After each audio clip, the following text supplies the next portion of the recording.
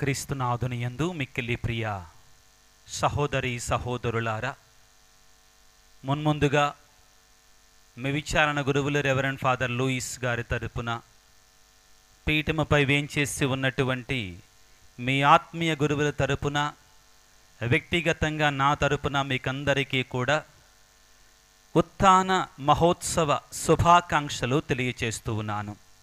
గట్టిగా చప్పట్లు కొట్టి ఉత్థాన క్రీస్తుకి మనకి సంతోషాన్ని వ్యక్తం చేయడానికి ప్రయత్నం చేద్దాం. ప్రభునందు క్రియ సహోదరి సహోదరులారా, అనాది కాలము నుండి మానవుడు నేను ఇంకొక 10 సంవత్సరాలు బ్రతకాలి, ఇంకొక 20 సంవత్సరాలు ఎక్కువగా బ్రతకాలి, వీలైతే ఇంకొక 50 సంవత్సరాలు బ్రతకాలి, ఇంకా వీలైతే ఇంకొక 100 సంవత్సరాలు బ్రతకాలి. ఆ విషయానికి వస్తే నాకు నిత్యత్వం ఉంటే బాగు, శాశ్వత్వం ఉంటే బాగు, శాశ్వతంగా జీవించే అవకాశం దొరికితే బాగు అనేటువంటి కోరికతో మానవుడు బ్రతుకుతూ ఉన్నాడు. ఒకసారి ఒక ముసలాయన తన జీవితంలో వస్తున్న శ్రమలను బాధలను తట్టుకోలేక ఒక చిన్న ప్రార్థన ఇలా చేశాడంట. దేవుడా, నాకెందుకయ్యా ఈ శ్రమలన్నీ, నాకెందుకయ్యా ఈ బాధలన్నీ, నన్ను తీసుకొని పో, నాకు ఇంక బ్రతకాలని లేదు, నాకు ఇంక జీవించాలని లేదు, నన్ను తీసుకొని పో అన్నాడో లేదో మరణదూత వెంటనే టంచనాగా ఎదురుగా నిలబడి రా పోదాం రా అన్నదంట. రా పోదాం రా తీసుకెళ్ళమన్నావుగా అంటే వెంటనే ఆ ముసలాయన అన్నాడట, ఏదో బాధలు పడలేకన్నాను, అప్పుడే ఏడొస్తాను, ఇంకొక 100 సంవత్సరాల అవకాశం ఉంటే ఇవ్వు బ్రతుకుతానని చెప్పాడట. ప్రియులారా, మానవునిలో ఉన్నటువంటి ఒకే ఒక బలమైన కోరిక ఏమిటి అంటే, రేపు చనిపోవాలి అంటే ఇంకొక రోజు బ్రతకడానికి అవకాశం ఉంటే బాగు అనే కోరిక. 1 గంటలో చనిపోతాను అనుకుంటే ఇంకొక గంట బ్రతికే అవకాశం ఉంటే బాగు అనేటువంటిది బలమైన కోరిక. ప్రియులారా, మానవుడు అనాది కాలము నుండి కూడా నిత్యత్వం కోసం, శాశ్వత్వం కోసం ప్రయత్నము చేస్తూనే ఉన్నాడు. మీరు ఈ రోజున హోలీ ల్యాండ్ టూర్ పెట్టుకొని ఇజ్రాయెల్ దేశం, అదేవిధంగా 4 దేశాలకు వెళ్ళినట్లయితే దానిలో భాగంగా ప్రియులారా మిమ్మల్ని ఈజిప్టు దేశం కూడా తీసుకొని వెళతారు. ఈజిప్టు దేశంలో ఉన్న కైరో అనే నగరాన్ని కూడా తీసుకొని వెళతారు. అక్కడ మీరు పిరమిడ్లు చూస్తారు. వాటిల్లో ఏమున్నాయి? మమ్మీలు ఉన్నాయి. 6000 సంవత్సరాల క్రితం ఒక మనిషి శవం అందులో ఉంది. ప్రియులారా, వాళ్ళ యొక్క కోరికలు ఏమిటి అంటే, ఫరోల యొక్క కోరిక ఏమిటి అంటే, మేము మరలా బ్రతుకుతాం, మేము మరలా జీవితంలోనికి వస్తాం. ఆ మమ్మీల చుట్టూ కూడా వారికి కావలసిన ఆహార పదార్థాలు, వజ్రవైడూర్యాలు, బంగారాలు ఇవన్నీ కూడా ఉంచేవాళ్ళు. వాళ్ళ యొక్క విశ్వాసం ఏంటంటే మరలా మానవులుగా వాళ్ళు బ్రతుకుతారు అనే కోరిక, అనే తపన, అనే ఆశ, ఆకాంక్ష ప్రియులకు దేవుని బిడ్డలారా. దీనిని బట్టి ఏమర్థమవుతుంది? ఈ కోరిక ఇప్పుడుది కాదు, అనాది కాలము నుండి కూడా మానవుడు శాశ్వతంగా బ్రతకాలి, నిత్యత్వంలో ఉండాలి. ఏది ఆనిత్యత్వం కాదండి, ఈ లోకములోనే తిష్ట వేసుకుని జెండా పాతెయ్యాలి, ఇది కోరిక. ప్రియులారా, మనకి 70 సంవత్సరాలు అయితేనే ఇన్ని అక్రమాలు, ఇన్ని అన్యాయాలు. ఒకవేళ మనకి 1000 సంవత్సరాలు ఇస్తే ఇంకెలాగుంటుందో భూమి మీరు ఆలోచించుకోండి. మానవుని యొక్క జీవితం అనేటువంటిది శాశ్వతం కాదు. ఆదిలో ప్రియులారా, మానవుడు పాపము చేసిన తర్వాత, మానవాళి పాపములో పడిన తర్వాత ఆదికాండము 3వ అధ్యాయములో దేవుడే స్వయముగా ఆది మానవుడితో పలికినటువంటి మాట ఏమిటి అంటే, నీవు ఏ మట్టి నుండి వచ్చితివో మరలా ఆ మట్టిలోనే కలిసిపోదువుగాక అని చెప్పాడు. అదే విషయాన్ని మరొకసారి పునరుద్ఘాటిస్తూ ప్రియులారా, ఉపదేశకుడి గ్రంథములో మరలా ఉపదేశకుడు ఏమంటాడంటే, ఇదిగో మట్టి నుండి వచ్చిన ఈ శరీరము మరలా మన్నైపోతుంది, కానీ దేవుడిచ్చినట్టు ఈ ఆత్మ మాత్రము మరలా తిరిగి దేవుని చేరుకుంటుంది అని చెప్పారు. ఇది సత్యం, ఇది మాత్రమే సత్యం. కానీ ప్రియులకు దేవుని బిడ్డలారా, 2000 సంవత్సరాల క్రితం ఈ భూమి మీదకి ఒక మనిషి వచ్చాడు. కాదు, దేవుడే మానవుడై మన మధ్యలో జన్మించాడు. ప్రియులారా, ఆయన పలుమార్లు మనతో, అక్కడున్న విశ్వాసులతో, ఆ యొక్క శిష్యులతో పలికిన మాట ఏమిటి అంటే, నేను మరణిస్తాను కానీ మరలా తిరిగి లేస్తాను అని చెప్పాడు. ఉదాహరణకి మత్తయి శుభవార్త 16వ అధ్యాయంలో యేసు ప్రభువే స్వయముగా ఈ మాటను చెప్పటాన్ని మనము చూస్తాం. ప్రియులకు దేవుని బిడ్డలారా, మత్తయి శుభవార్త 16వ అధ్యాయము 24వ వచనంలో యేసు ప్రభు ఈ విధంగా సెలవిస్తాడు. 21వ వచనంలో ఈ విధంగా సెలవిస్తాడు. అప్పటి నుండి యేసు శిష్యులతో తాను యెరూషలేమునకు వెళ్ళి పెద్దల వలన, ప్రధానార్చకుల వలన, ధర్మశాస్త్ర బోధకుల వలన బాధలను అనుభవించి మరణించి 3వ దినమున పునరుత్థానుడగుట అగత్యము. ప్రభువు మరణించక ముందే తాను మరలా సజీవుడై లేస్తానని ఆయన సుస్పష్టముగా తెలియజేశాడు. అంతేకాకుండా యోహాను సువార్తలో ప్రియులారా, దేవాలయాన్ని శుభ్రం చేసేటువంటి సమయంలో స్వయముగా యేసు ప్రభువు పలికినటువంటి మాట ఏమిటి అంటే, మీరు ఈ ఆలయమును పడగొట్టుడు, నేను తిరిగి 3 దినములలో దీనిని మరలా నిర్మించదును అని పలుకుతాడు. యోహాను సువార్త 2వ అధ్యాయం 19వ వచనములో అందుకు యేసు, ఈ ఆలయమును మీరు పడగొట్టుడు, నేను దీనిని 3 దినములలో తిరిగి నిర్మించదను అని ఆయన సమాధానమిచ్చను. క్రీస్తునాథుని యందు మిక్కిలి ప్రియ సహోదరి సహోదరులారా, క్రీస్తు ప్రభువు తాను చెప్పిన విధముగా 3 దినాల తర్వాత సజీవుడై లేచాడు. కానీ ఆశ్చర్యం ఏమిటి అంటే ప్రియులకు దేవుని బిడ్డలారా, ఎవరైతే యేసు ప్రభుని చంపాలి, నాశనము చెయ్యాలి, ఆయన పీడ విరగడ చేసుకోవాలి అనుకున్నారో వాళ్ళు యేసు ప్రభువును చంపిన తర్వాత ఇంకా యేసు ప్రభు గురించి ఎక్కువగా భయపడటం ప్రారంభించారు. మత్తయి శుభవార్త 28వ అధ్యాయం 27వ అధ్యాయములో మనం ఈ సత్యాన్ని తెలుసుకుంటాం. ప్రియులారా, యేసు ప్రభువును చంపారు, ఈ మాట సత్యం. యేసు ప్రభువుని సిలువ మీద చంపారు. చంపిన తర్వాత సమాధిలో ఉంచారు. ఉంచిన తర్వాత పరిసయ్యులు, ధర్మశాస్త్ర బోధకులు మరణించిన యేసు ప్రభువును చూచి భయపడటం ప్రారంభించారు. మరణించిన యేసు ప్రభువును చూచి భయపడటం ప్రారంభించారు. ఏమంటున్నారు? మత్తయి శుభవార్త 27వ అధ్యాయము 62వ వచనములో ఈ విధంగా పలుకుతున్నారు. ఆయిత దినమునకు మరునాడు ప్రధానార్చకులు, పరిసయ్యులు కలిసి పిలాతు వద్దకు వచ్చి, అయ్యా, ఆ మోసగాడు జీవించి ఉన్నప్పుడు నేను 3 దినముల తర్వాత సజీవుడనే లేతును అని చెప్పినట్లు మాకు బాగా జ్ఞాపకం ఉన్నది. ఎవరి జ్ఞాపకం ఉందండి ఈ మాట? పరిసయ్యులు, ధర్మశాస్త్ర బోధకులకి, శత్రువులకి బాగా జ్ఞాపకం ఉంది. ఏం జ్ఞాపకం ఉంది? ఆయన 3వ నాడు సజీవుడై లేస్తానని చెప్పిన మాట వారికి బాగా జ్ఞాపకం ఉంది. ప్రియులారా, జ్ఞాపకం లేనిది ఎవరికి అంటే శిష్యులకి.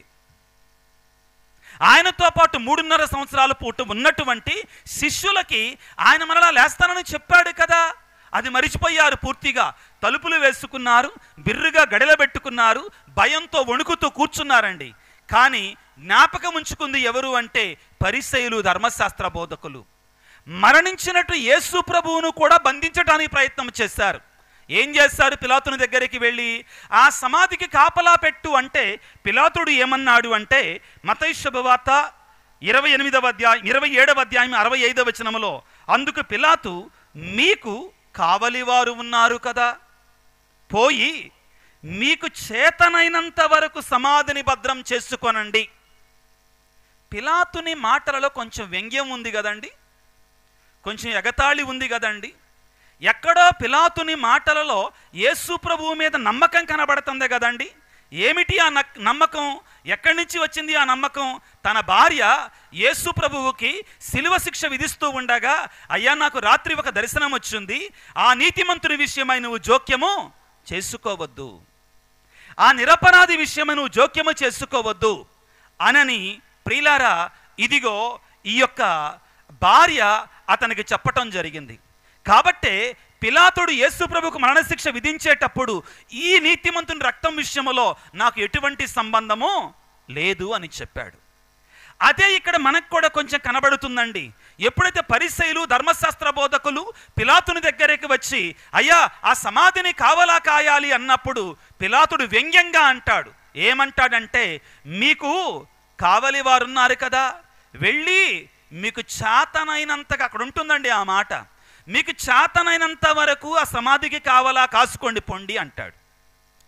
మరొక సందర్భంలో ప్రియులారా, యేసు ప్రభు విషయంలో పిలాతుడు పెట్టించినటువంటి బోర్డు మనందరం జ్ఞాపకం చేసుకోవాలి. ఈనాటికి కూడా సిలువ పైభాగంలో INRI అనే పదాలు మనకు కనబడతాయి. ఏమిటి వాటి యొక్క పరమార్థం అంటే ప్రియులారా, ఒక అబ్రివియేషన్. ఈసూస్ నాజరేనుస్ రెక్స్ ఇదియోరం, అనగా Jesus the king of juice, Jesus of Nazareth the king of juice. కానీ ఎప్పుడైతే పిలాతుడు ఈ మాట పెట్టించాడో, పరిసయ్యులు ధర్మశాస్త్ర బోధకులు వచ్చి అలా పెట్టవద్దు, నేను యూదుల రాజునని చెప్పుకున్నాడు అని పెట్టు అంటే, పిలాతుడు పలికిన మాట కూడా మనం జ్ఞాపకం చేసుకోవాలి.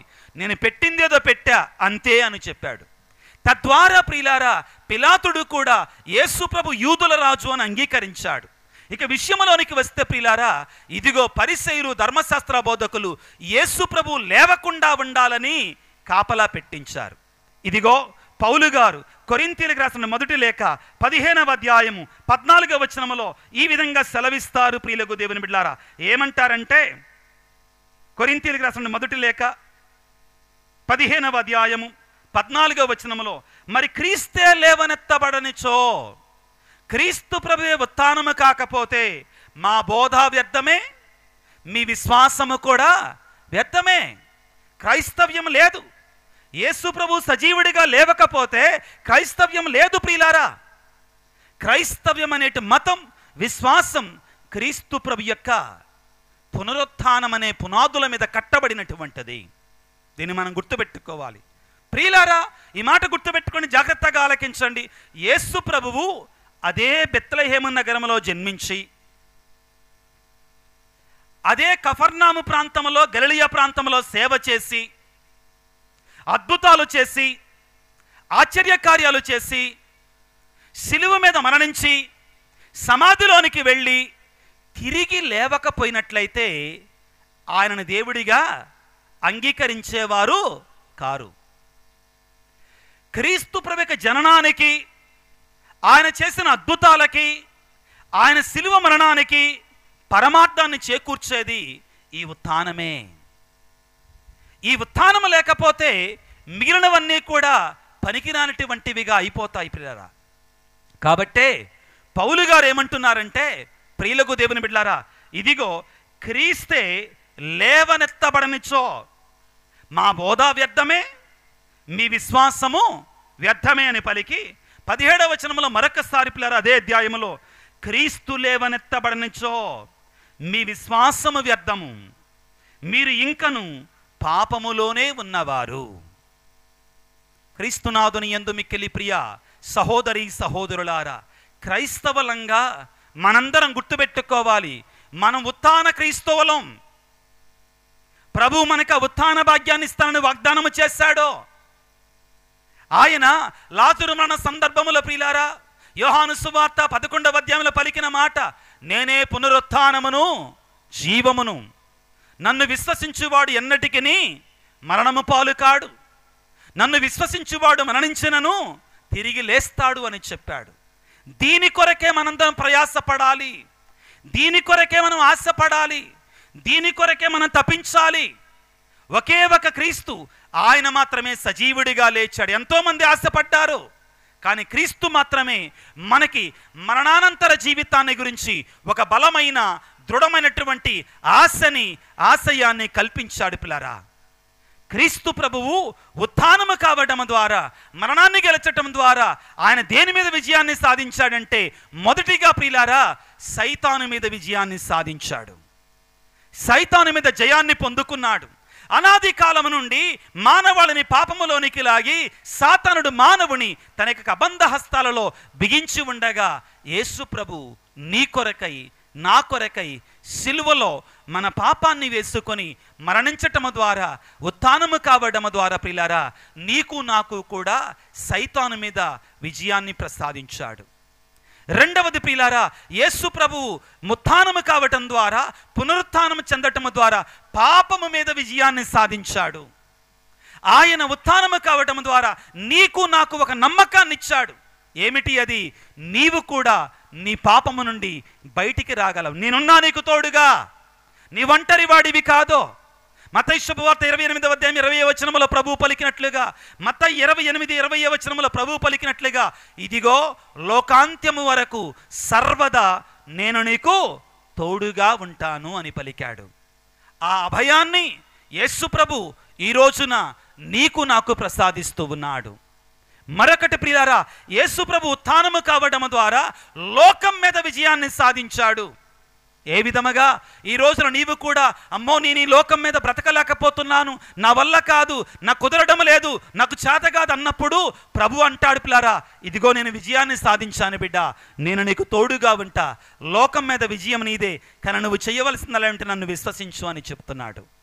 ప్రియులారా, ఈనాడు ముగింపు సందేశముగా దేవుడు నీకు నాకు ఇచ్చే సందేశం ఏమిటి అంటే, రోమాపత్రిక 6వ అధ్యాయంలో ఈరోజు మనం చదువుకున్న 2వ పట్టణం. పిల్లారా, పౌలు గారు అంటారు, మీరు క్రీస్తుతో మరణించినట్లయితే ఆయనతో పాటు మీరు ఉత్థానమవుతారు. ఏమిటి ఈ మరణం? జ్ఞానస్నానం. ఏమిటి ఈ మరణం? పాపానికి మరణం. మనం ఇప్పుడు జ్ఞానస్నాన సాంగ్యాలని జ్ఞాపకం చేసుకోబోతున్నాం, నూతనీకరించుకోబోతున్నాం. ప్రియులారా, అర్థవంతంగా మనం ఆ జ్ఞానస్నాన సాంగ్యాలను నూతనీకరించుకోగలిగి దేవునికి చెందినటువంటి వారముగా ఉంటూ ప్రభువు చెప్పినట్లుగా మన పాపానికి మరణించగలిగితే మనల్ని ఆయన తనతో పాటు ఉత్థానము చెందేటట్లుగా చేస్తాడు. ఈనాటి పరిశుద్ధ బలి పూజలో ఆ దేవాది దేవుని ప్రియులారా భక్తితో ప్రార్థన చేసుకుందాం. యేసయ్యా, నీవు సజీవుడివై లేచావు. అనాది కాలం నుండి సృష్టిలో మొట్టమొదటి వాడివిగా నీ అంతట నీవుగా సజీవుడివై లేచాడు. తద్వారా నీ బిడ్డలమైన మాకు నువ్వు వాగ్దానం చేస్తున్నావు. మేము కూడా నీ వలె జీవిస్తే మాకు కూడా నిత్య జీవితాన్ని ప్రసాదిస్తానని పలుకుతున్నావు. క్రైస్తవుని యొక్క ఆశ, ఆశయం, కోరిక ఆ పరలోక దర్శనం. ప్రియులారా, దానికోసం మనం ఆశపడాలి, దానికోసం మనం ప్రయాసపడాలి, దానికోసం మనం ప్రయత్నించాలి. అది క్రీస్తు ద్వారా మాత్రమే సాధ్యమవుతుంది. దాన్ని మనందరం విశ్వసించాలి. ప్రభువుని వేడుకుందాం. దేవా, మేము నీ యెడల విశ్వాసాన్ని కలిగి నిత్య జీవితాన్ని పొందుకొని ఉత్థాన క్రైస్తవులుగా బ్రతకడానికి కావలసిన శక్తిని మాకు దయచేయి తండ్రి. ఏ విధముగానైతే వారు సమాధిని చూచి నిన్ను విశ్వసించారో, నువ్వు ఉత్థానమయ్యావని నమ్మారో, ఆ శిష్యులు ఆ తరువాత నీ కొరకే ప్రాణాన్ని పణంగా పెట్టారో, మేము కూడా మా నిత్య జీవితంలో పాపానికి బానిసలము కాకుండా, చెడులో మరణించకుండా, సమాధి రాళ్ళు మొయ్యకుండా మేము జీవము కలిగిన క్రైస్తవులుగా జీవిస్తూ ప్రభువా నీకు సరి అయిన బిడ్డలుగా, నీకు అనుంగ బిడ్డలుగా జీవించే శక్తిని, పరిశుద్ధాత్మ వరాన్ని నాకు మాకు అందరికీ దయచేయి తండ్రి అని ఆ దేవాది దేవుని ఈ పరిశుద్ధ బలి పూజలో ప్రార్థన చేసుకుందాం. పిత, పుత్ర, పవిత్రాత్మ నామమున ఆమెన్. చిన్న ప్రార్థన చేసుకుందాం తలలు వంచి.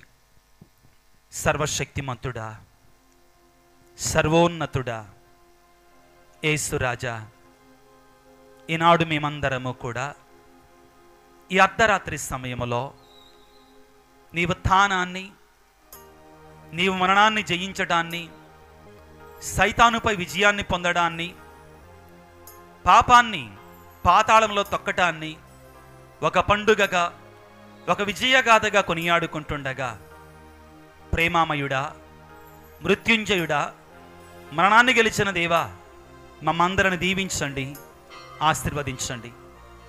నీ ఉత్థాన శాంతిని, సమాధానాన్ని మాకు, మా కుటుంబాలకి, మా బిడ్డలకి, మా విచారణకి, మా గురువులకి సమృద్ధిగా దయచేయండి. అలనాడు మీరు శిష్యుల వద్దకు వచ్చినప్పుడు మీకు శాంతి కలుగునుగాక అని పలికారు. ఆ నిజమైన శాంతిని, సమాధానాన్ని మాకందరికీ దయచేయండి. ఆనాడు మీరు అపోస్తులతో మీరు పరిశుద్ధాత్మను పొందండి అని పలికారు. ఆ పరిశుద్ధాత్మ వరాన్ని మాకందరికీ అనుగ్రహించండి. ఓ ప్రేమామయుడా, ఓ మృత్యుంజయుడా, ఈనాడు నీ సన్నిధిలోకి వచ్చినటువంటి ఈ నీ బిడ్డలను ప్రత్యేకమైన రీతిలో నీ ఉత్థానమైన చేతులతో దీవించండి, ఆశీర్వదించండి. అనారోగ్యంతో బాధపడుతున్న బిడ్డలకు మంచి ఆరోగ్యాన్ని, కుటుంబంలో శాంతి, సమాధానం అంటూ వారికి నిజమైన శాంతిని, సమాధానాన్ని, వివిధ రకాల ఇబ్బందులతో, ఆర్థిక ఇబ్బందులు కావచ్చు, గర్భఫలము లేక కావచ్చు, బిడ్డల సమస్యలతో కావచ్చు, చదువుల విషయమై కావచ్చు, వివాహ విషయమై కావచ్చు, జీవితంలో స్థిరపడటం, ఉద్యోగ విషయమై కావచ్చు, ఆర్థిక ఇబ్బందులు కావచ్చు. ప్రభువా, ఎటువంటి సమస్యలలో ఉన్నటువంటి వారందరినీ కూడా మీరు లేవనెత్తండి, వారి జీవితాలలో ఉత్థాన వెలుగుతో నింపమని మా నాథుడైన క్రీస్తు ద్వారా వేడుకొనుచున్నాము తండ్రి. ఆమేన్.